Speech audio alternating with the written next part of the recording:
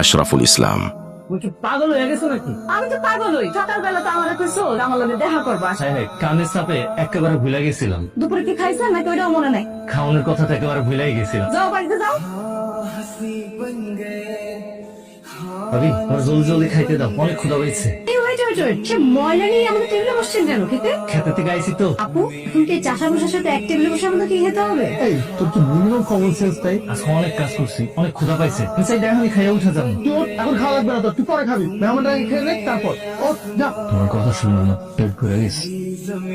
তুমি ওরা ম্যানেজ করতে পারলা না।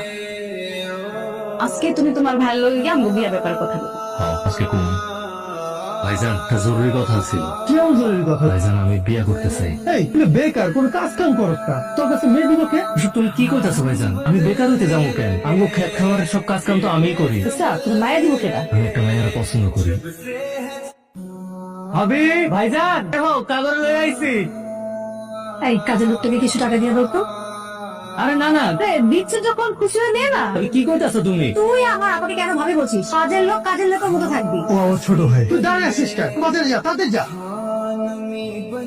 ভাবি বাজার লয়ে আইছি। এই তোর বাজারে কোন সময় পাঠাইছি? এত দিন হয়ে গেল বাজার থেকে আসতে। ভাবি একটু কামা ছিল। এই তুই জানাস না বাড়িতে মেহমান আছে, আর তুই তো খাস তোর ভাইয়ের উপর বৈশা বৈশা, আর তুই ওইটাই করে ঘুরে বেড়াস। তোর আবার কাম কি?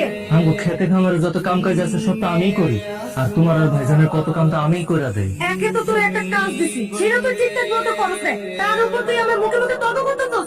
ওই কই যাও তুমি? ভাবি এমন করতেছো কিন্তু? দেখো তোমার ভাই, তোমার ভাই আমার সাথে মুখে মুখে তর্ক করতেছে। তুই ভাবি লোক তর্ক করছো? ভাবি যা কইতাছে এমন কিছু না, ভাবি মিথ্যা কথা কইতাছে। তুই আমার সামনে দাঁড়ায় তোর ভাবির বিদ্যুৎ কর। তোর বাড়িতে যদি মেহমান না থাকতো, হাত দ্বারা খাওয়াই দিতাম। তুই আমার চোখের সামনে তো উড়াও, যা।